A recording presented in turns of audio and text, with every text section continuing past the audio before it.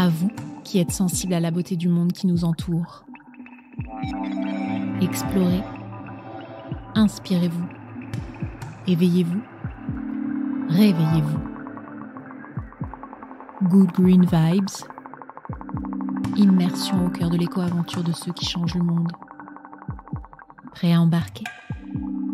C'est parti.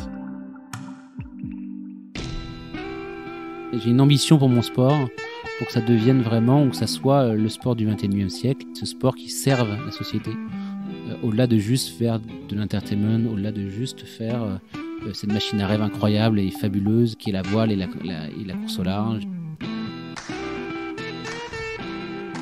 Arthur Levaillant, navigateur, sportif de haut niveau, entrepreneur, musicien à ses heures et surtout, grand rêveur. En grand marin qu'il est, il traverse les mers et océans du monde, prend le départ des plus grandes courses au large, Route du Rhum, Solitaire du Figaro, Transat Jacques Vabre, et rêve d'un monde meilleur et de futurs souhaitables. Il questionne son sport, ses pratiques et nous questionne par la même occasion. Il invente alors et réinvente la voile, entouré de ses amis marins. Par passion, il est devenu compétiteur hors pair. Par conviction, il s'est fait entrepreneur pour bousculer les codes de la voile, de la course au large et de la mobilité. Autant d'actions et d'initiatives essentielles dont Arthur nous parlera en seconde partie d'épisode. Mais d'abord, hissons haut la voile au vent et prenons la vague. Naviguons. Nous sommes en 2018. Arthur se prépare à prendre le départ de la route du Rhum. Il est sur le point de monter à bord de son navire pour cette mythique course en solitaire, l'ultime défi d'Arthur. Sauf que cette année-là, les conditions météo s'annoncent désastreuses.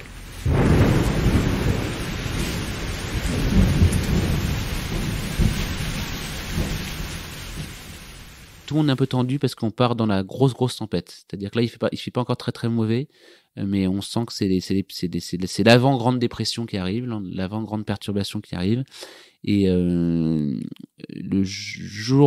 samedi soir avant le départ de la course, on est de nombreux marins à s'appeler pour se dire est-ce qu'on prend vraiment le départ de la course parce qu'il va y avoir des vagues de 15 mètres de haut, parce que ça va être une des courses les plus dantesques qui a jamais existé, et est-ce que si tout le monde se met tous d'accord, est-ce qu'on accepte de pas prendre le départ? Donc voilà, pour vous situer un petit peu l'ambiance d'avant-départ qui était un tout petit peu tendue, et en fait il y en a un qui a répondu en disant non, moi je vais y aller. Donc moi quand on me dit ça, si toi t'y vas, moi je vais y aller aussi, et puis on verra bien, et puis on rebroussera chemin. Et le jour du départ, c'est un peu la délivrance. Moi on est le dimanche juste avant le départ, il est 8h du matin, et là je descends dans la rue, je me suis habillé, j'ai mon ciré jaune, je suis prêt au départ, et là dans la rue, j'ai tous mes cousins, ma famille qui ont une grande banderole comme ça. Ils sont tous là, ils sont une quinzaine, et ils chantent avec moi. Ils me donnent une petite guitare que j'ai dans les mains, et on traverse les rues de Saint-Malo en chantant des chansons de marins, en chantant nos chansons.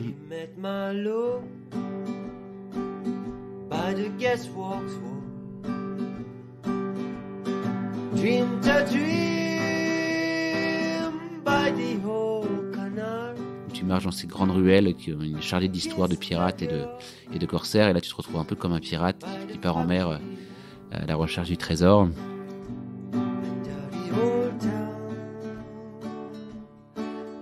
Donc c'est des moments assez uniques que je vivais pleinement, et avec beaucoup de bonheur, et avec un stress complètement évanoui grâce à ça. Alors que j'ai tous mes petits camarades qui étaient là, mais qu'est-ce que t'as fait avant le départ? On n'en pouvait plus, on vomissait et tout ça, on n'était pas bien. Moi j'étais le plus heureux des hommes. Ensuite je monte sur un Zodiac. Mon bateau est déjà en mer avec mon équipe, qui se sont levés à 4h du matin pour sortir du port des Écluses, parce que la marée était basse, et donc il fallait sortir plus tôt.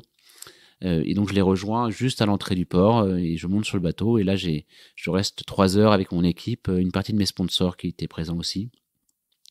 Et là on discute un peu, on se prépare, moi je range mes petites affaires, et on se positionne sur la ligne de départ pour que je parte. Et là, une demi-heure avant le départ, ils me laissent tous, et je me retrouve tout seul sur mon fidèle compagnon, à attendre le départ et à me préparer pour utiliser la bonne voile pour partir.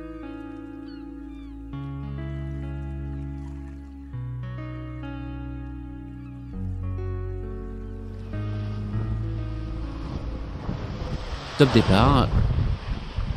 Je suis juste un tout petit peu en retard sur la ligne de départ, mais heureusement j'ai réussi à me rapprocher assez. Je prends un départ correct. Et je suis au vent de toute la flotte, donc il y a une grande ligne de départ, faut s'imaginer, il y a tous les 100 bateaux qui partent tous ensemble. Et je suis un peu au vent de cette flotte-là, et il y a des milliers de bateaux qui sont juste parqués, ils n'ont pas le droit de dépasser la ligne, une ligne fictive pour nous regarder, et certains dépassent.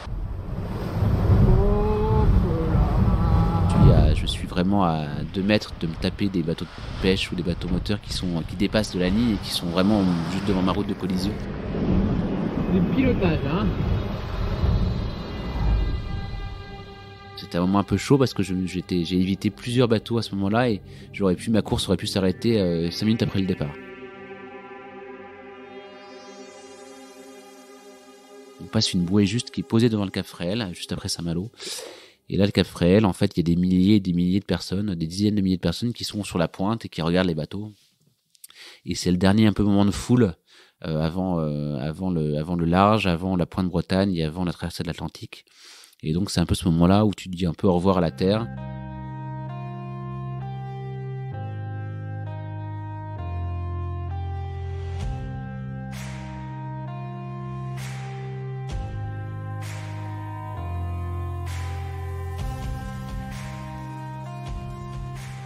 Et donc on se retrouve après la première nuit à la Pointe Bretagne. Là je suis dans ma catégorie, il y a 60 bateaux, 58 bateaux.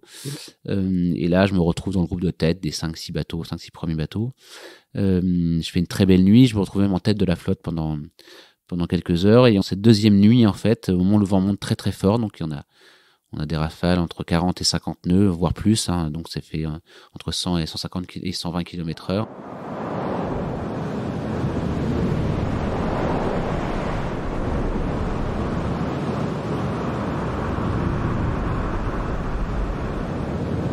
On est dans le petit groupe de tête, des 3-4 bateaux en tête. J'ai réduit toute ma voilure, j'ai réduit toutes mes voiles et j'avance très vite parce que le bateau, c'est toujours la même chose.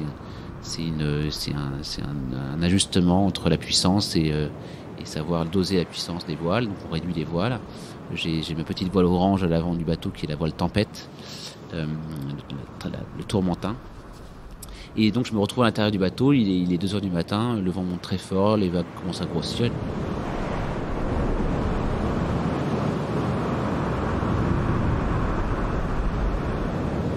Et là, à ce moment-là, je me déshabille, j'enlève toutes mes affaires, j'enlève mon ciré, une partie de mon ciré que j'avais pas enlevé depuis le début de la course.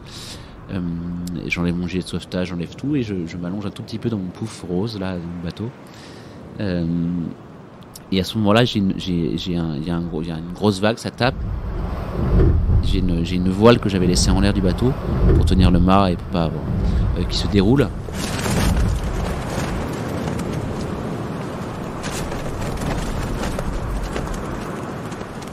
Et donc là, je sors dans la nuit noire avec 50 nœuds de vent, à moitié tout nu, et je grimpe à l'avant du bateau. Et là, je passe plusieurs minutes.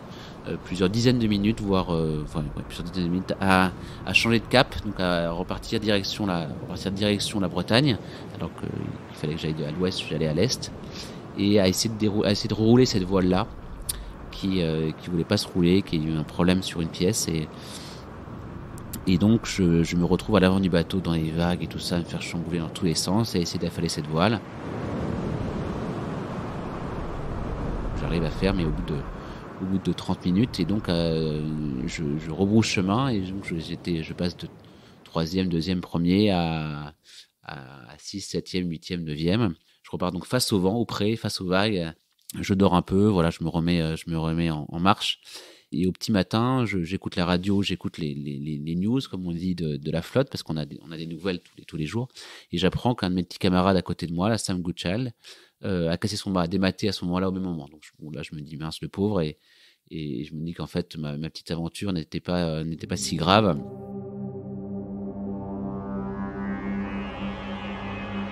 Et donc voilà, la tempête fait rage. Il y a des grosses vagues, beaucoup de marins se sont arrêtés. Pendant un jour et demi, on sort pas trop dehors parce que les vagues submergent le bateau. On va juste vérifier que tout va bien et que le bateau avance dans la bonne direction à la vitesse qu'on voudrait, mais on est plus en mode survie qu'en mode course, quoi. Donc je me suis retrouvé à l'intérieur du bateau à me dire vraiment est-ce que je rentre. Je regardais la cartographie de l'Espagne, je me dis bon, c'est pas si loin. Tu te rappelles de cette petite phrase, ce que disait le constructeur Nicolas Grolot de GPS, qui me disait Arthur, tu lâcheras avant le bateau, mon bateau ne lâchera pas dans la tempête.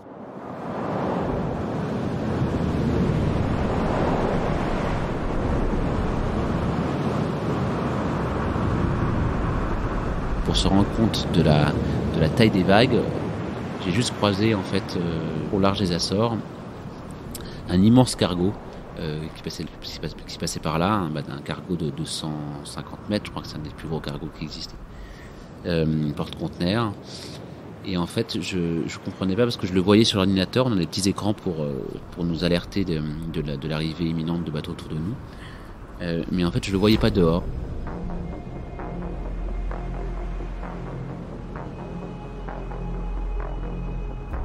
Je me disais mais qu'est-ce que c'est que ce bordel?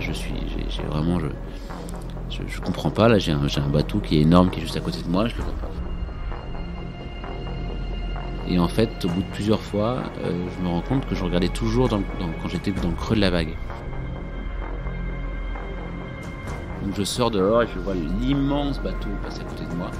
Et en fait le bateau je le voyais pas entre les vagues parce qu'il y avait une houle qui était immense.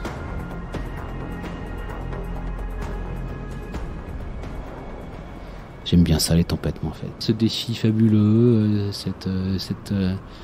je trouve ça sublime. Il y a ce côté peur et puis de fascination, quoi. Vraiment, comme quand t'es dans la tempête, j'ai peur, bien sûr, mais je suis aussi fasciné par ce déchaînement, en fait, des vagues énormes, de ces vents complètement fous. Ça me donne de l'énergie finalement.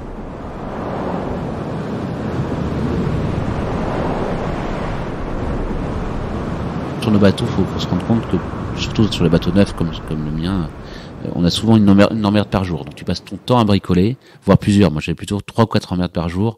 Donc là on est au large des Açores. Donc les Açores, c'est les premières îles que l'on passe avant d'avancer vers les Canaries et puis ensuite traverser l'Atlantique. C'était en pleine nuit noire, donc j'étais sous spi et je glisse sur la longue houle très grande de l'Atlantique.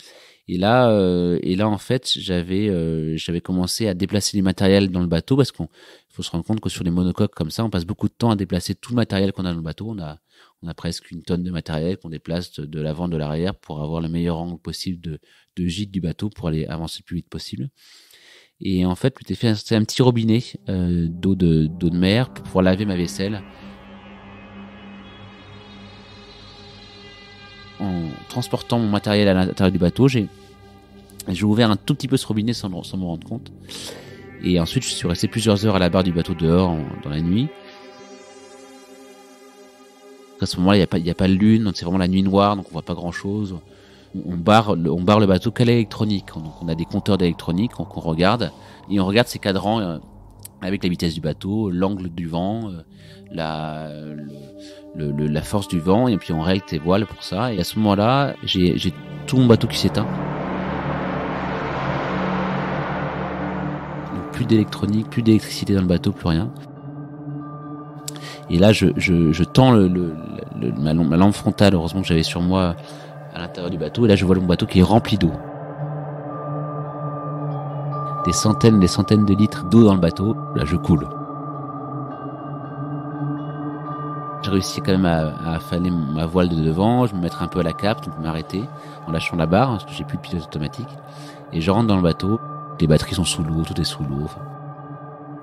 Et en fait je me rends compte après que c'est mon tout petit robinet, là, vraiment un tout petit robinet de rien du tout qui était resté ouvert. Et là, je passe plusieurs heures avec un seau à vider le bateau dans des endroits qui sont complètement inaccessibles parce que c'est des bateaux de course et on est obligé de se contorsionner dans tous les sens. Je vide une grande partie du bateau. J'arrive à mettre mes batteries à fleur d'eau, à laver les fils, à mettre des petits produits pour que ça soit pour créer du contacteur entre les fils. Et là, grâce à je sais pas qui, au dieu de l'océan et à Poséidon, j'ai réussi à rallumer mes batteries et donc à rallumer mon électricité, mon électronique, et donc d'avoir mes pompes électriques qui marchent et à vider mon bateau. Voilà. Ensuite, on rallume tout, on remet le pilote automatique en route, on renvoie la voile de devant immense, on repart sur la bonne route, dans la bonne direction. Et là, je me pose dans mon grand pouf rose, je pleure un bon coup.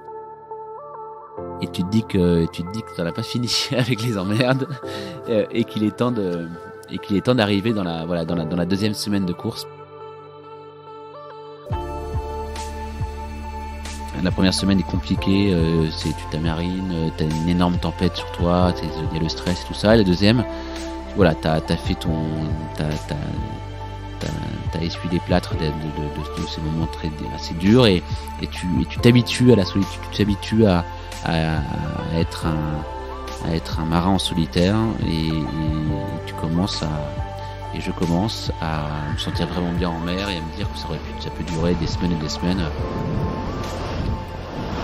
Bien que c'est la première fois de ma vie que je passe autant de temps tout seul, en mer comme à terre. C'est une sacrée expérience, hein. Et là, en fait, je suis le premier à beaucoup d'avance, Johan Richomme, mais je suis dans mon cercle de 7-8 bateaux qui sont autour de moi, qui sont des grands marins, et on joue tous ensemble pour trouver les meilleurs angles pour arriver devant en Guadeloupe et à Pointe-à-Pitre. Quelques jours après, je reçois un petit message de Johan Richomme qui est en tête. On s'écrit des petits mails de temps en temps, et moi j'avais des petits problèmes de connexion, mais je recevais quand même des messages. Et Johan me dit, Arthur, tu vas te sortir les doigts des fesses, et là tu peux encore toucher la place de 3e ou 4e, donc tu vas pas finir 8e, quoi. Moi je suis un grand joueur, et il y a toujours ton ego qui est un petit peu provoqué dans ce moment-là, et donc là voilà, avec ce petit message là, il le sait, hein, je lui ai dit, hein, mais c'est des messages qui font plaisir parmi d'autres, mais et tu te dis, ok, faut que je remette un petit peu d'énergie dedans. J'ai préservé mon bateau, j'ai préservé mes voiles, j'ai navigué en bon marin. Maintenant il reste 2-3 jours, j'y vais à fond.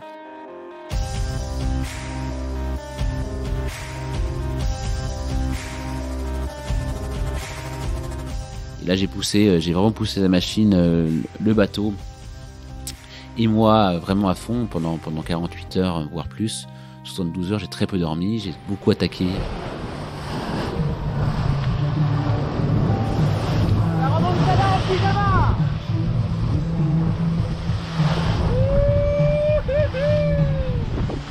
Rendez-vous vers la Guadeloupe. Allez, 4 jours. Forza les amis. La course au large, c'est un dosage entre pousser son bateau à l'extrême, donc lui faire subir énormément d'efforts et de contraintes avec des voiles très hautes, avec des grosses voiles, à toujours vouloir tirer sur le bateau, et le bonhomme aussi, parce que c'est stressant et fatigant. Et c'est tout un jeu de doser, en fait, entre je prends le risque de pousser mon bateau fort, et de casser les voiles, de casser le bateau, ou j'y vais plus doucement, et on sait très bien, hein, pour gagner une course, il faut finir, mais finir dernier, ou moins bien, et pas finir du tout, ou finir bien, mais en ayant joué vraiment sur la corde raide. Et là, moi, les derniers jours, j'ai vraiment poussé beaucoup le bateau, en jouant sur la corde raide, mais en sachant qu'il allait tenir, et que j'acceptais de prendre ce risque-là. Et donc, je suis passé de 8e à 4e, et je finis la route du Rhum 4e.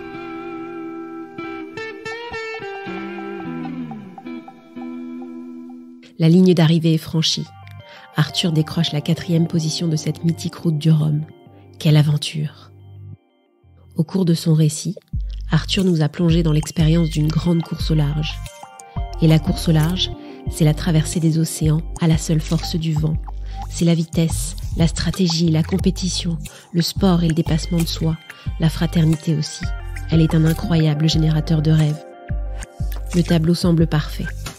Et pourtant, la course au large, elle aussi, a un impact sur l'environnement. La voile a l'image d'un sport propre, mais c'est pas un sport propre. C'est un sport qui demande toujours plus de ressources pour la construction des bateaux, pour la gestion des teams, pour donc des équipes techniques qui grossissent.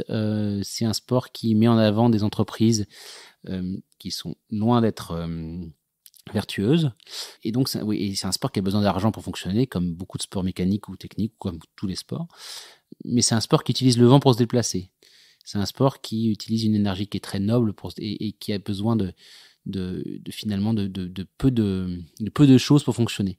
Et c'est là où on a un décalage, parce que c'est un sport qui aujourd'hui, en fait, on a mis toute notre intelligence depuis 20 ans ou 30 ans à faire que nos bateaux aillent toujours plus vite.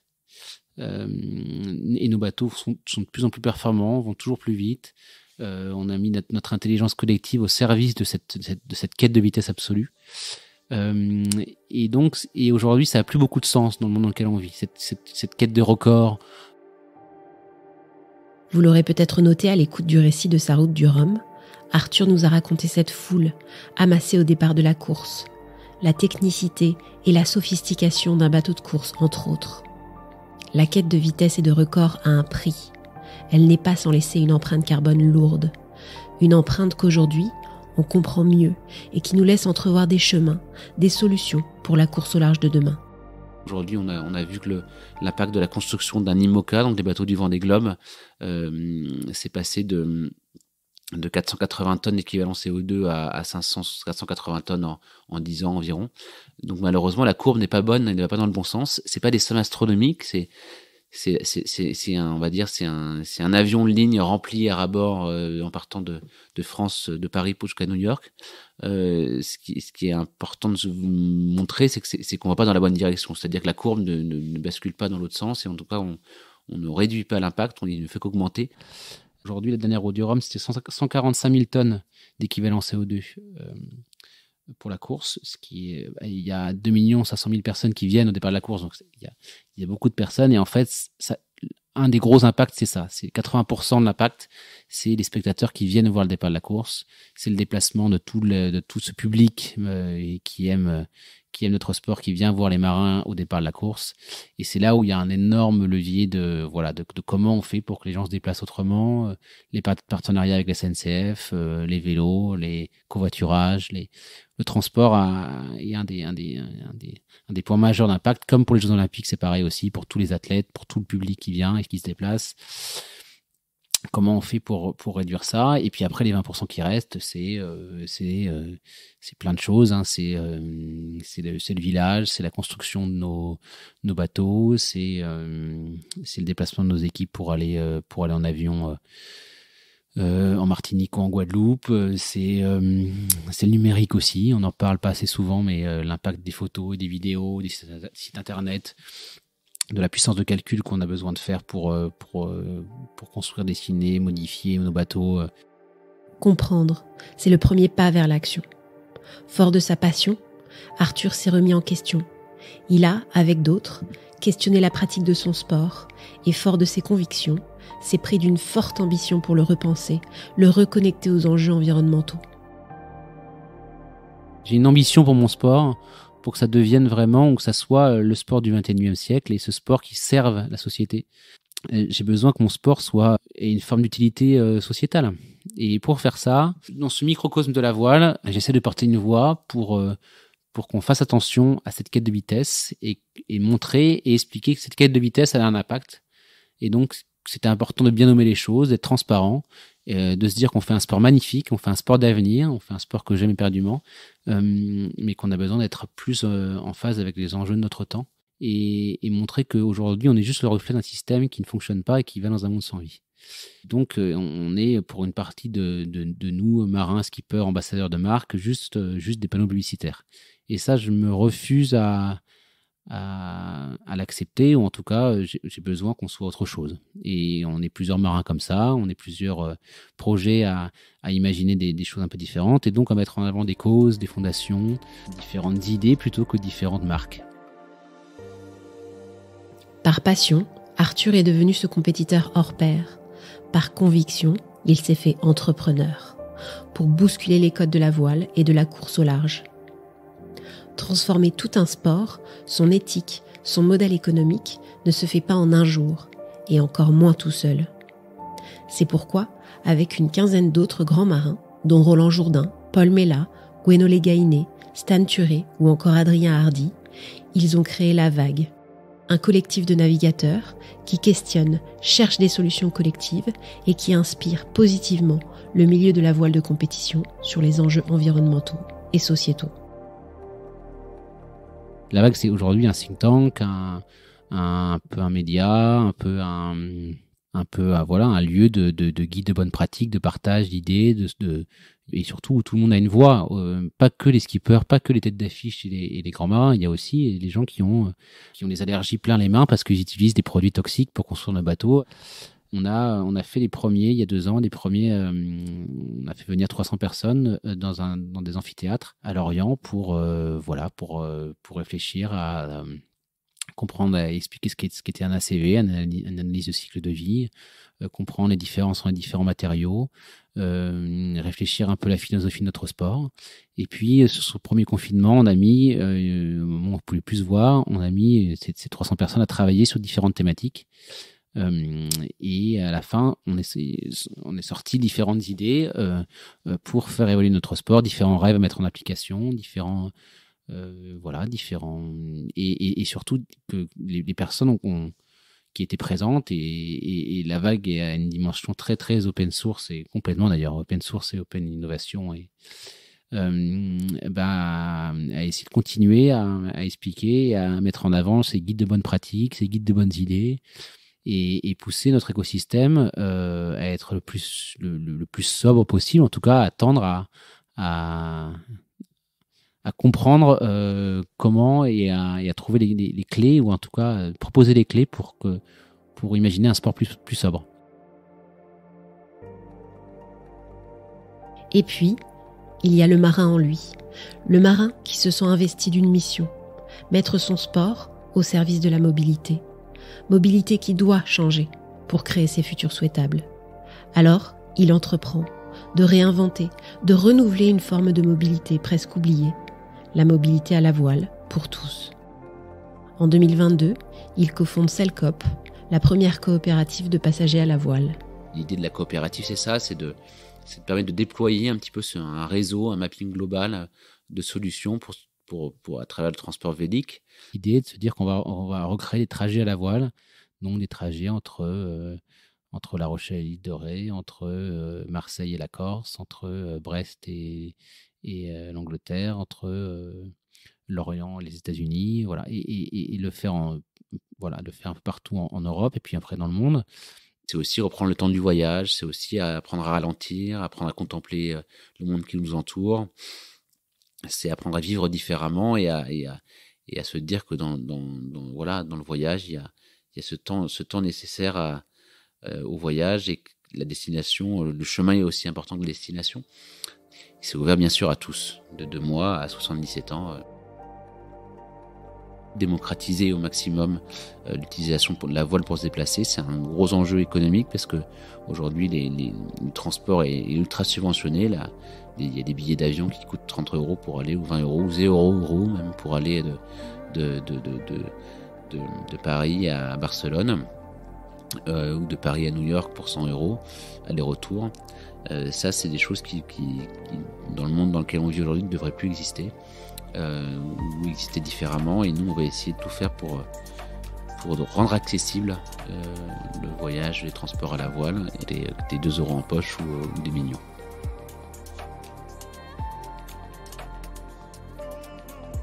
Arthur Levaillant est navigateur, entrepreneur et grand rêveur. Il va repartir sur la route du Rhum en 2022 et continuera à tracer ses routes du changement pour son sport, sa voile hissée au vent pour la planète. On espère que cet épisode vous a plu, et si c'est le cas, dites-le nous. Laissez-nous plein d'étoiles et surtout un petit commentaire sur Apple Podcasts par exemple, LinkedIn ou Instagram. Ah, et on oubliait de vous dire, Arthur n'est pas seulement navigateur, entrepreneur et rêveur. Il a aussi la musique au corps. On vous laisse en profiter quelques secondes, faire le plein des dernières Good Green Vibes, avant de nous dire à très bientôt pour un nouvel épisode.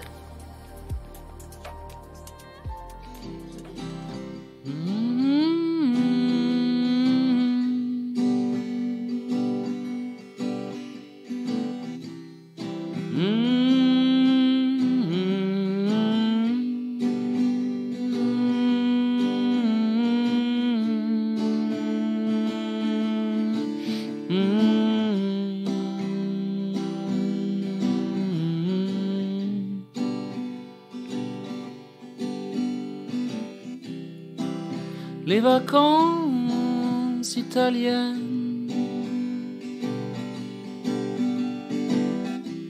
me font grimper jusqu'au sommet.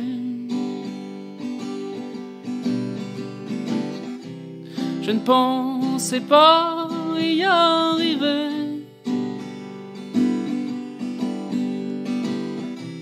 Trop de marche pour te retrouver. Je te rejoins dans la mer et plonge la tête la première. Je te rejoins dans la mer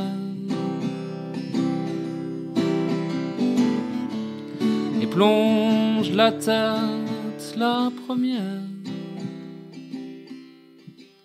La première.